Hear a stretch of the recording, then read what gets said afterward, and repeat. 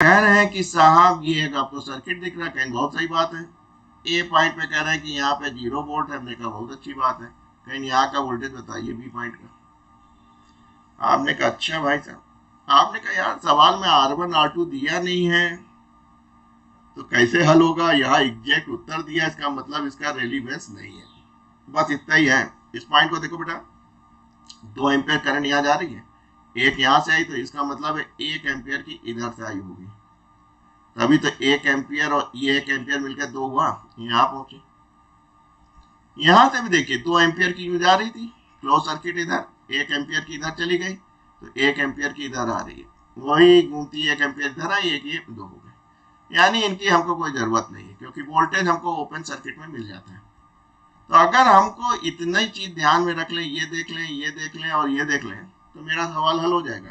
तो इस सर्किट को थोड़ा सा ऐसे बना लीजिए, कह लीजिए साहब ये पॉइंट है, दिख रहा है आपको, एक वोल्टेज सोर्स दिख गया 1 वोल्ट का, फिर आपको ये वाला रेजिस्टेंस दिख गया 2 ओम का, फिर आपको यह दिख गया पॉजिटिव नेगेटिव, और ये पॉइंट भी दिख गया, इसमें बहने वाली करंट भी दिख गई 1 एम्पियर की।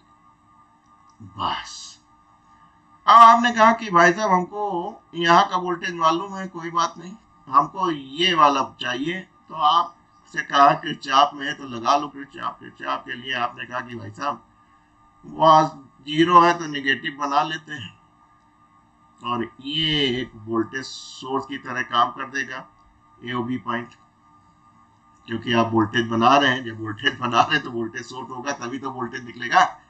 अब आप एक लूप बना लीजिए और लूप की डायरेक्शन आप डिसाइड कर लीजिए, कहीं हमने कर ली साहब। अब इस लूप में देखा तो आपको क्या दिख रहा है बेटा, 1 2 3 तो वोल्टेज सोर्स दिख रहा है और सिग्मा आई आर एक ही रेजिस्टेंस दिख रहा है, तो याद है बेटा यही तो सिग्मा थे सेकंड लॉ।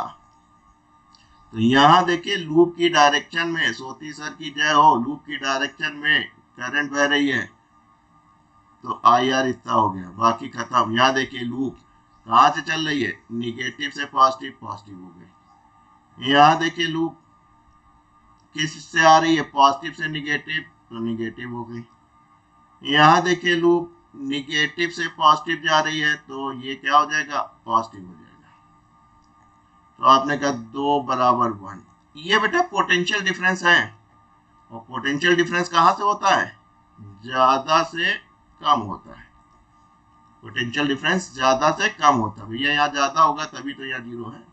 बस काम बन गया आपका, इसको इधर ले आइए 1, और ये आपका बी भी हो गया, और ए पे आपका क्या है, 0 है।